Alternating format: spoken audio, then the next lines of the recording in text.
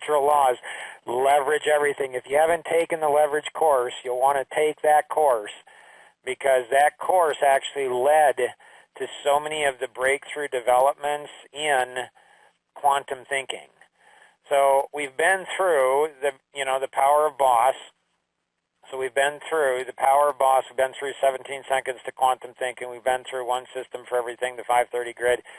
Today's is going to be the natural laws, leverage everything, DNA for life. So this helps us succeed in every area of our life, which makes sense on why there's over 500 of these natural laws that are throughout the entire DNA for the 530 grid. So it's integrated everything. It's where it's magical, it's mystical, it's linear, but it's not. This is why the natural laws are the hardest to teach. And you guys are going to be part of something that we've never taught. I've never taught anywhere in the world. In the 55 previous years, I've never taught this on how to discover a natural law. I mean, it is so cool. And then how to develop this thing out. And then if you want, you can build passive income off of it. Like, it's just really, really cool. So let's dive in. Before we do that, though, let's make sure we have internalized review lessons 1, 2, and 3, because they all interconnect. So do you understand the power of Boss? Hopefully you do. So it's simple. So anytime you get overwhelmed, you're like, I'm overwhelmed, Mark. I can't tell you how many times people say, Mark, I'm overwhelmed. Go back to this. It's 3 things: people, business, life. Let's go back to this. It's just simple. So don't make things complex that are simple, and don't make things simple that are complex. This is about the human condition, the human brain. It's the weirdest things where people will say, man, Mark, that's so complex. No, it's not. People, business, life.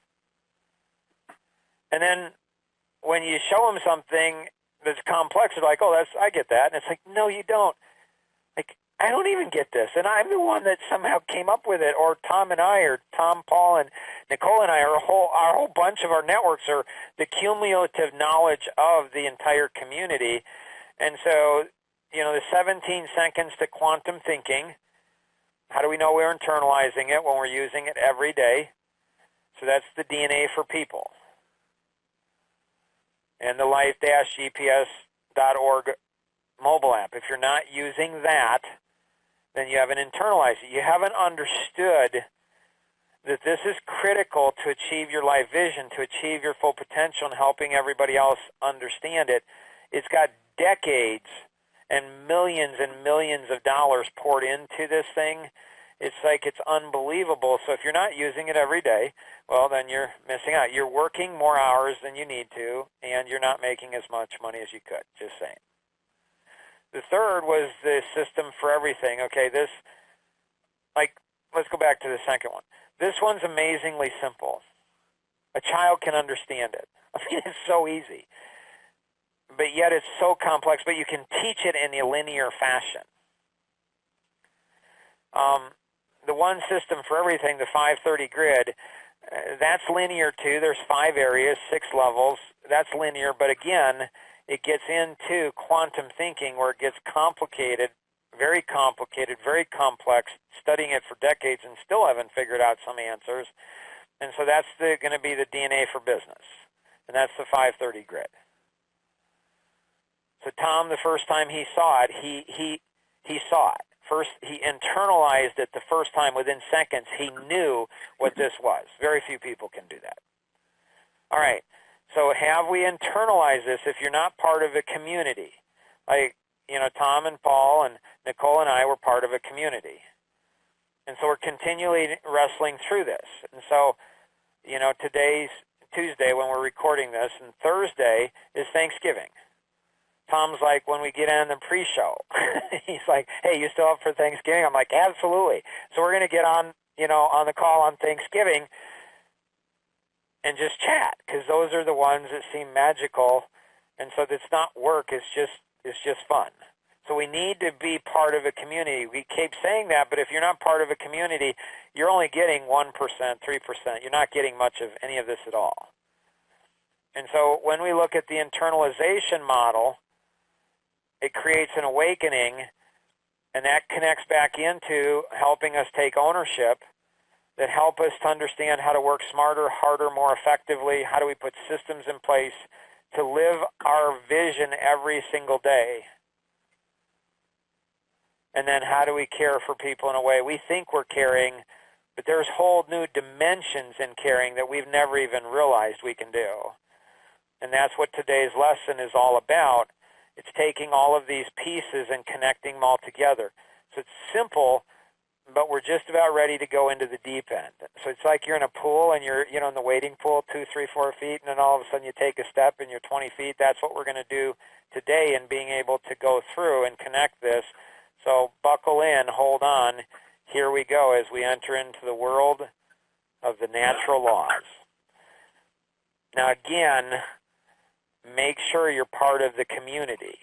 There's a lot of different communities. You can start your own. You got to get part of community. This is a journey. It's not a destination. So in the DNA for life, it's connecting the DNA for people. It's connecting the DNA for business. And it's blending everything into the DNA for life. These are natural laws. Like Tom said, it's the natural laws. It's like gravity. So it's always funny in business or life coaching, working with people. I think I'm involved with 5 marriages now that are not doing well. And it's like one of the two, or sometimes both of the two, don't understand the natural laws that create a lifelong marriage. So it's always interesting and intriguing to me when I say, like, you don't have to believe me. It's just true. And it's like them jumping out of an airplane and gravity's going to take over and you're going to die. Halfway down, they're like, I'm not dead yet, Mark. It's like, natural laws are not always immediate. Like what I taught my kids, the first time you steal, you might not get caught, but eventually you will. The first time you smoke, the first time you do drugs, the first time you drink alcohol, the first time you do something, it's not going to have this severe effect, but over time, it's going to.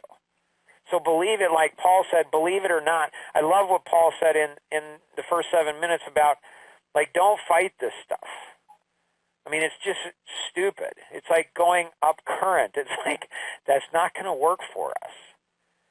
So natural laws govern, everything. There are over 500 natural laws which have been discovered over the last 30-plus years. The third DNA is the hardest of the 3 to teach, due in part to the sheer number of the natural laws. 500, it's a lot. My 29-year-old son, when he was 9 years old, he comes dancing up to me and says, Dad, I discovered this great natural law. I'm like, okay, what is it, buddy? He said, it's a domino principle, Dad. I'm like, cool, what's that? And then he's like, cocks his head and says, Dad, like I'm stupid, which was cool. He's like, Dad, when you stack up dominoes and you tip over one and it has a ripple? I'm like, yeah. He says, that's like in life, Dad. You make one poor decision and it can impact you your whole life. A 9-year-old, I'll never forget that. I think he forgot it some in his teen years and early 20s where he didn't internalize that one as well as he should have. Great kid, though, doing amazing. Natural laws are simple, but complicated. Like the law of gravity is pretty simple, right? But it's not.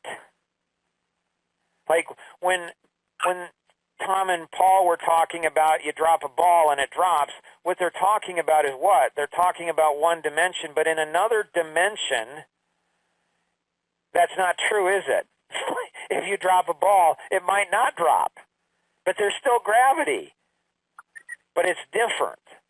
And that's where it's in life. And my experience in life is as we get older, we start to realize the complexities of life, which is pretty cool. Like the more we know, we don't know. And again, this applies to clients, employees, contractors, vendors, referral partners, donors, family, friends, association, any group of people. And so it applies to every aspect of our life. This is where quantum thinking is so important to our success in every area of our life. So again, we have to internalize this. Nicole, Paul, Tom, any questions, thoughts anything on this? No, I'm good. Okay, Nothing for me. you guys have permission. Just stop me, because somebody else that's watching is like, he's talking too fast. Slow down. Again, if you have internalized the previous lessons, you're probably tracking me and probably like Paul. Like Paul's like, come on, Mark, come on, get this thing going. I agree with him. All right. So let's go into this. So natural laws are simple but complicated in being able to go through it. But then you may be thinking, how is a natural law created, right? The answer is, they're actually not. I won't share my philosophy on that, but if you ever want to know, you ever meet me, ask me, Mark, what's your philosophy on natural laws and where they come from? And I'd be more than happy to share. But they're discovered. They're not created. My son didn't discover a natural law, or he didn't create a natural law, he discovered it. And we all can start discovering, and this is where within your organization, when your organization starts discovering, when team members start discovering the natural laws and say, hey, Tom, I came up with a super cool new natural law, that's when they've internalized it. So when my son discovered the natural law, that's when he started to internalize and said, whoa, this is really cool. This is going to change my life. So how do you discover a natural law? Great question, right? There's two ways to discover a natural law. One is through curiosity, and the other is through pain.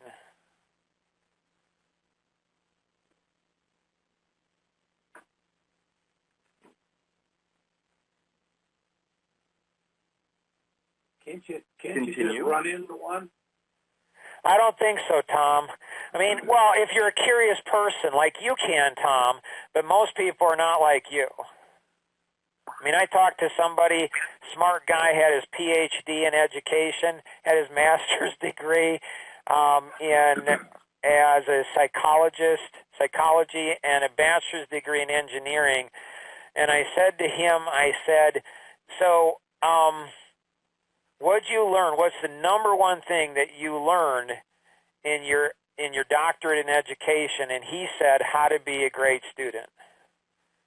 And I said, wow, that's awesome. I think I'm a pretty good student myself. How about if you and I compete? And he said, Mark, it's not about a competition. Immediately, I thought two things. I thought, well, one, he didn't even try, like I just kicked his butt. Or two, maybe he's in a dimension that I'm not aware of, because I do think it's a competition. I don't know. Tom, you are like one of the most curious people. You're as curious as my grandkids are. So you can run into them, Tom, but I don't think very many people can.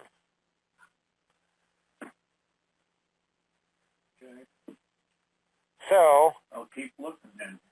Pain and Curiosity, here are the journals that came up with, the journal entries that came up with this. Nicole, I know you got to run here. Questions or thoughts? Yeah, I'm curious. In the beginning, you talked about what's the secret to women. Oh, so at 9 years old, my mom, and she doesn't, when she was yet alive, I shared this with her. She didn't remember this story, but I remembered it. So my mom, I don't know how, I'm 9 years old, and I somehow remember that my mom, I knew that she liked sour cream and, onion potato chips. I had a paper route, and I sold Christmas trees, and I did a lot of entrepreneurial things, so I had money. So I don't know, one day I stopped by the convenience store and bought her a bag of, potato chips. And so, again, imagine being a 9-year-old boy. Again, Nicole, you can't imagine it. Tom and and Paul can. Like, there's a lot of things going on in your head and your body at 9 years old. You're just all messed up. You're just like it's a great time, but anyways, I take the potato chips and give them to my mom. And I'll never forget it. She's one of the closest people that in my life passed away 3 years ago. Miss her, but she's with me now more than she's ever been, and my relationship with her continues to grow, which is weird. I didn't know that could happen after somebody died, but with her it is. And so I'd never forget, she looked at me, and then she started crying. And then she knelt down and looked straight into my eyes, and she said, "Mark, honey, you are going to make some woman the most amazing husband she could ever have because you're so sensitive." See, my mom saw something inside of me before I did because I'm a driver analytic. Driver analytics are not known for their sensitivity, but she implanted in that inside of me at the age of 9 on how I was going to be an amazing. I remember as soon as she started crying, I thought, wow, women are weird. Like this is just weird. Like this makes no sense at all. And they're not that complicated. Like just buy them some potato chips for crying out loud and they love you. Like how hard is that? Women are not complicated. They're not. At the age of 9, I figured it out. I figured out the secret code to women. Now, obviously, every woman is built different. So now with 4 daughters, a daughter-in-law, 3 granddaughters, like every one of them's different. And every one of them has something inside, deep inside their heart and soul that you have to really pay attention to if you want to capture their heart, if you want to move them. And so my mom prepared me. And so, through our marriage, there was once where I bought 30 cards, and every day I gave my wife a card. That was when I was straight commission, working like 90 hours a week. Now, another time I went ahead and bought a little bear, and then I put it in the refrigerator, and I, waited for her to find it and said, "You warm my heart." Like all kinds of cheesy stuff that a driver analytic would never do. But my mom helped me to understand the secret of women at the age of 9, from which I'll be forever grateful. Does that make sense, Nicole? No. What is the secret? No, Nicole, no. Don't let him off on that. No. What is the secret in 30 words or less? No story. What's the secret? Be kind and care. Thank you, Tom. But men won't understand that.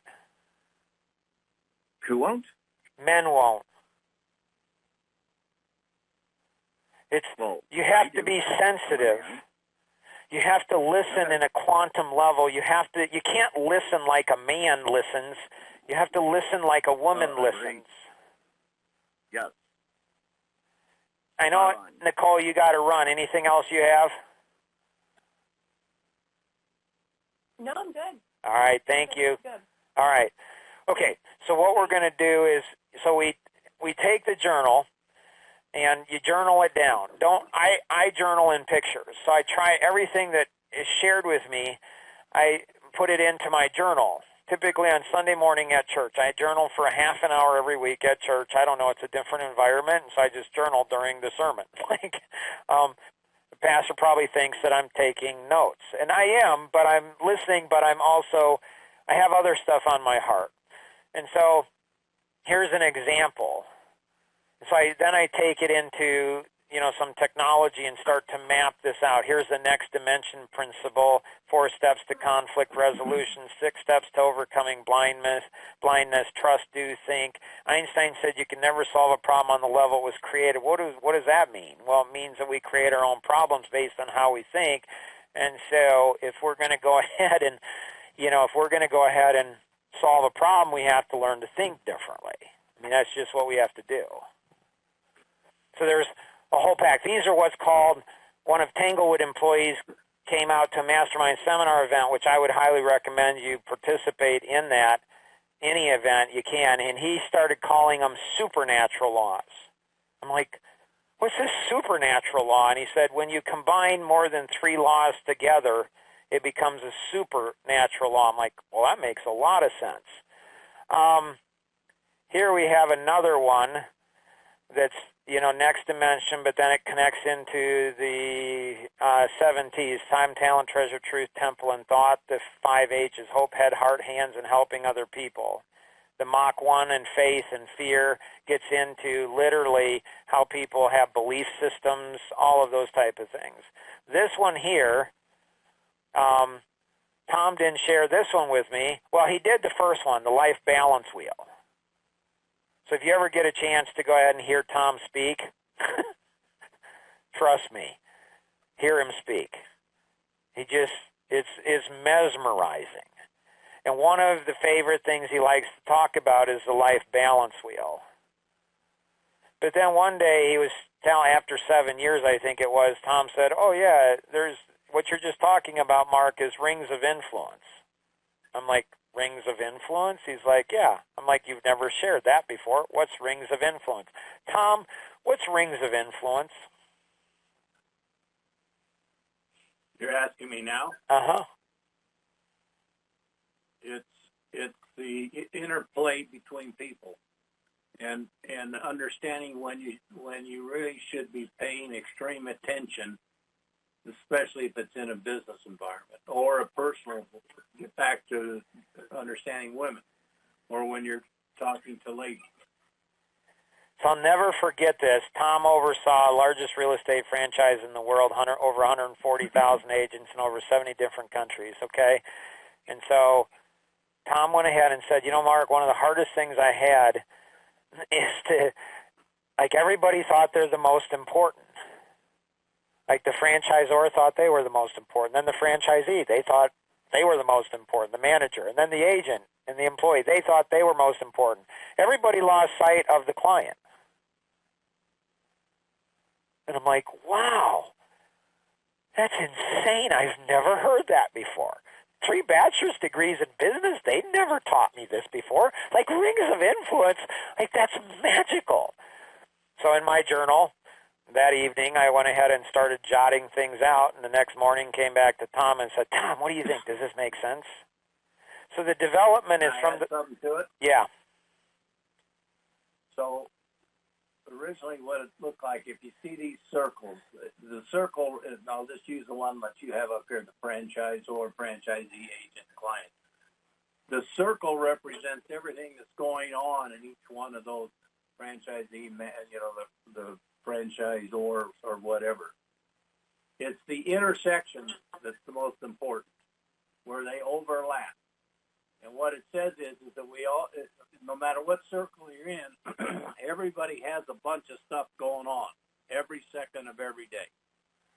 But the time that you overlap with somebody, the franchisor or the franchisee, or the franchisee the agent, or the agent the client, when that overlap happens, those touch points are the most important thing going on at that point, and nothing interrupts that process. That's when you have to be spot on 110%, and you have to listen, and you have to then take action. See, and this is why it's so cool. Like the golf pro principle, I just love that story and the significance in it. And I did not understand the significance of that probably for 3, 4, 5, 6, 7 years. Every year it's like, oh my gracious, that's amazing. I didn't realize it was that deep. So the development goes from the left to the right, but the importance goes from the right to the left. So you have the great-grandparent, then the grandparent, then the parents, and the child. And I think one of the mistakes that I made that I'm really excited about EC2, Engineered Clarity Community, is a mistake I made with my kids is I somehow did not teach them as deeply, and we didn't pay for, their cars. We didn't pay for their Xboxes. We didn't pay for their college education. We helped them start their own companies. We taught them how to work hard. We taught them how to save money. But you want a college education. I paid for my own education. My wife did hers. You're going to yours. And half of our kids have college educations or working towards them. The other half don't. And I'm fine with either one. because they all know how to work. They all know how to save money. They all know how to be independent. But somehow I did not do as good a job with them as I needed to about teaching them they're not the center of the universe, not to be entitled. And they all pretty much left the home at 18 and, started out on their own, became independent, have supported themselves ever since. The oldest one's 30, the youngest one's 18. So most parents are saying, man, I don't know how you did it with all 7. But they still are more self-centered, self-absorbed, and more entitled than I was at their age. And that's not going to serve them well in life. It just won't. And it seems like all of society is kind of moving in that. It's all about you. You're entitled to something. Your parents owe you something. The government owes you something. Your employer owes you something. Everybody owes you something. And so this connects into the cluster principle. You'll see the little rings. I think of when I was a kid and I was, at a magic show and they had the rings that, spun and then they magically disconnected. And so you can't see it real well here, but this is spiritual, I think, and family and kids and company and, health-wise and everything. So you have your rings, your clients have their rings. And that's why Life Masteries can help you connect the rings. I was talking to a business owner yesterday, and he's like, I don't really like to get involved with, my employees' personal lives. Okay, that's fine. But it's really powerful when you do. But I understand it's bad for business, but it's not really, especially if you have somebody like Life Masteries that has over 500 of these natural laws that they can plug into your employees' lives and their families' lives, and you can save marriages, you can help parents to understand their kids, help kids to understand their parents. I mean, it's pretty crazy on what can happen. Here's some of the other natural laws. You can't read them, but you just get, this is about 1/100th of the natural laws that are out there that have been discovered through Life Masteries and the many networks. So you can see there's just a whole bunch of stuff you can understand and have an appreciation for why it's so complicated. Now, Life Masteries, they have a library of over 80 white papers. I think it's up to over 100 now. You can contribute to it. So it's a community. And how do you find your way through that? What's on the screen? Yeah. It's just internalized. It goes back a couple decades, and so I remember, like this one here, Tom, is when I was in the mortgage industry, and I was 23 years old, and I was trying to teach realtors, like the natural law of the roller coaster. Like if you jump out of a plane, are you going to die? Yes, unless you have the law of the parachute, which can save you.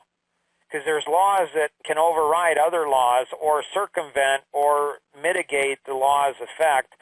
And so, like these realtors, I'm 23 years old, and most of the realtors, as you know, they're going to be 50 or 60. And they had, they were up and down in cycles. And so I remember, and I was, too, and I was, promoted in, 100% straight commission. Then I became a, marketing manager, and then I became a regional manager. Then I became a VP of sales. And so, and then I saw the, Salesforce with its roller coasters. I'm like, we can't handle it. We're going to go out of business, or we can't. How do we staff? And they're like, Mark, you don't understand. You're too young. There's just roller coasters. That's just how business is. And I'm like, it doesn't have to be that way. There must be a natural law. And so I went ahead and started teaching our loan officers, yes, there's 2 roller coasters. There's one, which is production, and then there's another, which is the law of consistency. So the law of consistency is if we're inconsistent actions produce inconsistent results. Consistent actions produce consistent results. And so Like, hello, you got to get systems. And if you're an entrepreneur or a salesperson, well, how are you supposed to build the systems? Like, they're hard to build. Not very many salespeople are designed. So I built the systems, and then I shared them with the salespeople. And then I went out into the field calling on agents, some Century 21 agents, Tom, and I showed them this natural law. So this was 30 years ago. You know, so 30 years ago, I'm like, and people are like, you're a genius. Like, that's amazing. I'm like, really? I mean, it's not necessarily common sense. I had to work at it. I'm like, but there must be some law to, and so if I can capture, and so this was 30 years ago, so I just remember, Tom, and then, you know, the sales closing ratio, and then delayed action, you know, the delayed action action result principle. So people tend to be fishers, not farmers, and so in business, what they're doing is always going out for the next fish, and they're not farming, which is why they own a job rather than owning a company, because they're undisciplined. Nobody's ever taught them. This isn't taught. None of this stuff was taught in my 3 degrees in business. So I just remember 30 years ago running into it, like, you know, my wife was 3 months pregnant. I was earning $1 an hour. We bought a house at the same time. I was starving to death. I went into the president of the company, pounded on his desk, and I went ahead and said, Tony, I'm dying here. I'm doing everything you guys are telling me to do, and it's not working. And he's like, well, Mark, you got to be patient. It takes 12 to 18 months. Easy for him to say. My wife was then 6 months pregnant. And so, you know, I said, well, Tony, I don't have 12 to 18 months. He said, well, what do you think you ought to do? And I was doing everything they told me to do, but none of it worked. So I'm like, well, I don't know. I think I ought to do this, this, and this. And he said, okay, go do it. So I went out there. You know, I'm not the sharpest tool in the tool shed. I'm not really smart, really struggled in school. My oldest brother's a CPA. My youngest sister, she's a medical doctor. Me, I struggled in school, wasn't that good. And I'm like, well, I'm going to figure it out. So I took me the first, you know, took the next 30 days to figure out the first system. So these are just, it's all chronological. It's my last 30 years of my life. And so, you know, I learned these things in the first upper column. Then the next thing is I learned this here. And then the next thing I learned this. And the next thing I learned this. And the next thing I learned this. And so, you know, every year, you know, I've learned new things. And so it's all chronological. Hey, Mark, will you go back to and fully explain, because I'm really curious about your early days. Was that Tony Davis you worked for? Yeah. Oh, my God. Wow. I don't know that we actually ever discussed that. I know that where you started. I didn't know that you worked for him. Crazy. Yeah, I built that sales force from 4 straight commission salespeople to 28 people in 3.5 years. When I left that company to start the company I now own, people came up to me and said, you're the one. And I'm like, excuse me? And they're like, you're the one. I'm like, I don't know what you're talking about. You're the secret. I'm like, okay, I still don't. What are you talking? You're the VP of sales. And they're like, we try. Like, you guys were paying your loan officers, your salespeople, 30% less than in the market, and we could never hire anybody. Like, you were Fort Knox. Tony Davis had his MBA. He worked for Caterpillar all around the world on their executive track. And he's like, Mark, you are the best recruiter I've ever seen in the world. So, okay, so I want to know specifically the roller coaster principle. And why is because this is still a thing. No kidding. Every company. It is absolutely mind-boggling. Right. When you get, you know, the refi boom spike. Tell you what, why don't we take a little break? I think we blew by the break, and then we'll move in. We're going to have a 5-second pause, then we'll move into the Q&A. Here we go. Here's our 5-second pause.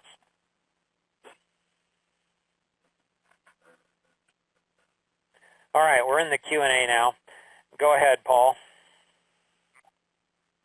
So when you were discovering the roller coaster principle, Yeah. what I wrote down was consistency. So I get that. Yep. Production. So those are two concepts. Yep. What was the upshot of all of this? What did you figure out needed to happen, and what did you do? Well, I started to go ahead and figure out, the 530 grid. That took another 15 years. So that took another 15 years to go ahead and put all of that together. No, this happened. This was your first 3 years in the mortgage business. Right. You recognize that there was a roller coaster principle. Right. So I had to be consistent in my marketing. Okay. I had to be consistent in my pre-sales. I had to be consistent in my sales. Servicing had to be consistent too. So I don't know. It took me about 9 months to build the recruiting system that Northern Trust and Citibank came in and told Tony that they said you have the most advanced recruiting, training, mentoring system anywhere in the country. We've never seen anything like it. And it was built by a 23-year-old. Like it's just... Well, okay, now... Okay, I'm sorry, Tom. I'm sorry if I'm... No, keep going. For a minute. I want to see So it. Citibank, what year was this? That would have been 32 years... 32 years ago. Okay, so what was your recruiting and training concept? Well, it was simple. I mean, it's just I go ahead and put ads in the newspaper. Back then, they didn't have the internet and all the other things. See, the challenge now, Paul, is there's too many ways to do things.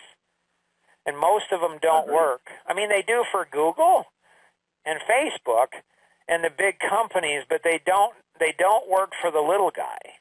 So what we did is I amassed a whole bunch of leads, and then I had a machine. I built a machine before there were machines, before there were technology. There were spreadsheets back then, but there were no databases, just spreadsheets. Right. And so, Okay. so then what I did is I worked those leads like crazy, built a system where they came in. So there was Art Doty. I don't know if you knew him. He ended up owning his own mortgage company. He came in and recruited for us. Or he recruited with us. So and he was in his early, this is important. This will be really important for the recruiting. He went ahead and it was in his late 30s, early 40s, had 3 kids. He was an actuarial. He failed every system I had put in place. There's no way he was going to succeed in business, so I said no to him. But I always had a backup. So I sent him out a letter, manually, because that's what you had to do then. I sent him out a letter and said, Art, thanks so much for, interviewing based on, everything that we've shown. It doesn't look like you're going to be successful. He came back, and I did that 3 times to him. On the 4th time, I said, Art, you're not going to be successful in this business. I feel bad for you. You have 3 kids, your wife, but you know what? You're just so persistent. I'm going to let you try.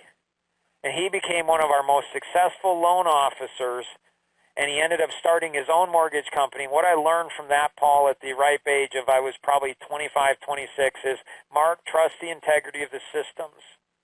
You're not that smart. You're not that brilliant. You're not that good a judge of people. And I've never forgotten that lesson, that be humble and let the systems work. If I hadn't had a system, he wouldn't have ever, and we were really, by and large, the only company doing the training. So he'd have never been. He would have lost an opportunity. We would have lost an opportunity. So the systems, so those 30 boxes in the 530 grid came from probably 20 years of in the business, and I won't even go through the story on how the 530 grid was discovered. It was insane. Great. So for the training, let's touch on the outskirts of it then. How was it discovered? Humility. So there was a client, an Action Vision client, and I asked him, and I was coaching him, and I said, 1 to 10, how would you rate us? Rate Action Vision, and he said an 8. And I said, what would it take to go ahead and get to a 10?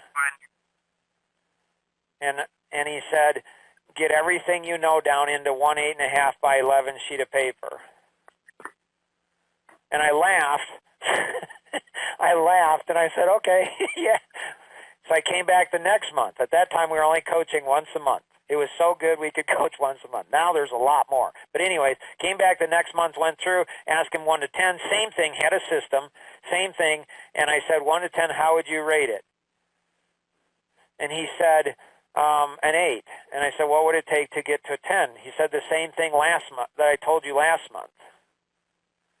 I said, are you insane? Are you just totally insane? You want to go ahead and get everything down into one 8.5 by 11 sheet of paper?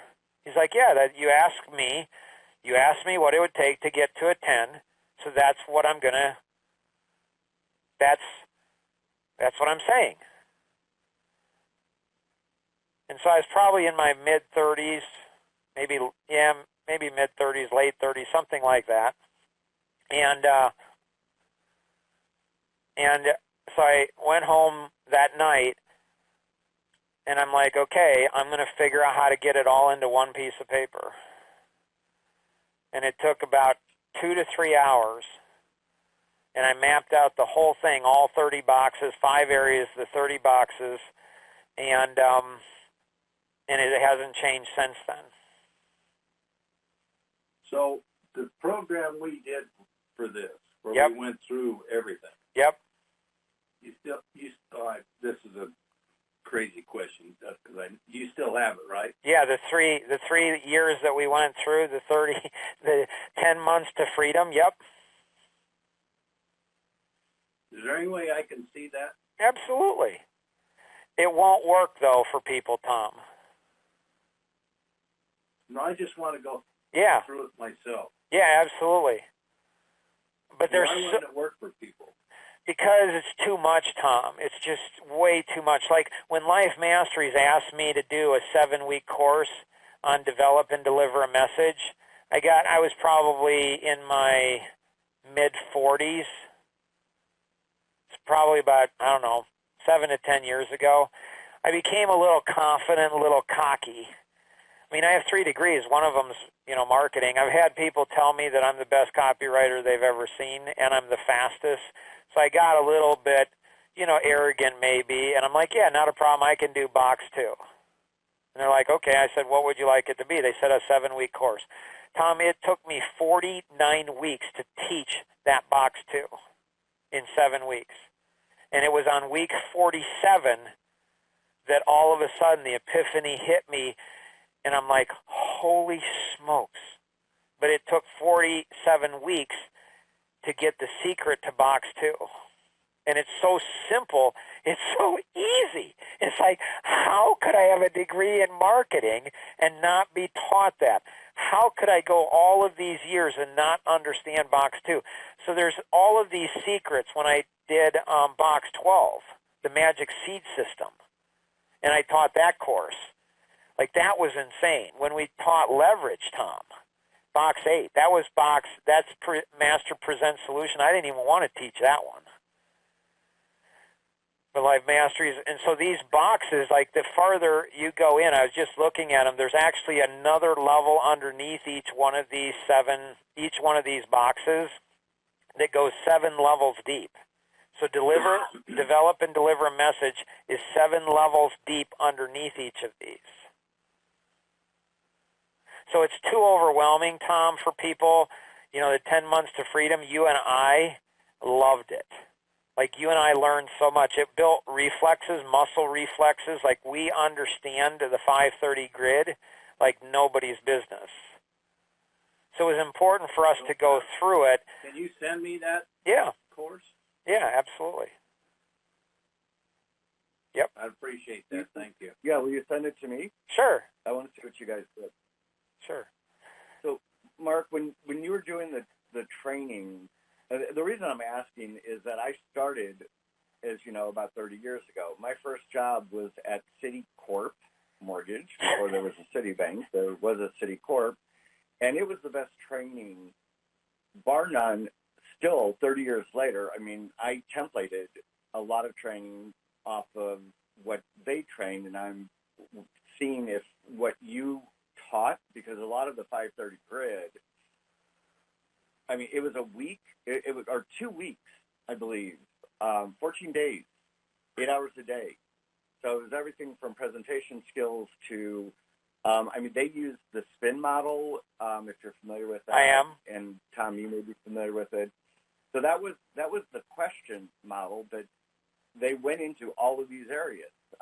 You know, the marketing piece, the pre-sale, selling, after the sale. So your question I is? was just curious. My question is, were you the influencer that helped develop their core curriculum? No. Okay. No, this was developed totally outside. I became familiar with Spin a couple years ago, so I didn't have any exposure. No, not Spin. I meant yeah. Corp. Neither. As far as I know, no. Yeah. Yeah, as far as I know, no. It's just interesting because they're so similar in so many ways. And then I've got another question for you. Go ahead. On the laws, the thing that I've always struggled with the laws is that they have really, you know, cute and clever names. Yeah. This is the area that if you don't have the story, it's really hard conceptually to understand the law. Right. So the next dimension principle, that one was discovered in coaching too. Actually, I wasn't coaching. Actually, I was doing a 30-minute strategy session. And 14 minutes into it, I asked the guy, you know, 1 to 10, how coachable are you? And he said a 10. And I knew he was like a 2. I'm like, there is no way. This guy, he is not coachable. And so, I mean, I'd never talked to him before, never talked to him since. But that's how I discovered the next dimension principle. I said, well, Mark, again, humility. Mark, what if he's right? And I'm like, he's not. He's not coachable. I'm like, what if he's right and you're right? What if you're both right? And this was before we knew quantum thinking. And I'm like, well, what if he was, like, what? What if he was? Oh, my gracious. And then all of a sudden, dimensional thinking came into existence. The 4 levels of coaching here, cheerleader, teacher, level 3 and level 4 coach and Navy SEAL, that came from Jonathan and Melissa when they were 8, 19, and 20 and moved out on their own. And Melissa came, you know, we were talking, like Jonathan wanted to hang out with me every week. I'm like, he didn't want to do that when he was here. Now he wants to move out. Okay, fine. So I hung out with him every week. And Melissa, she started telling me about, you know, Dad, I've got 3 jobs. I'm working so hard. Tom knows Melissa. She's a character. Double expressive. That says a lot. And she's so proud of herself, and I have an instinct that I'm supposed to not say, honey, I was doing that when I was 13 years old. Like, I just had this sense. I shouldn't say that, but I didn't have the science behind it.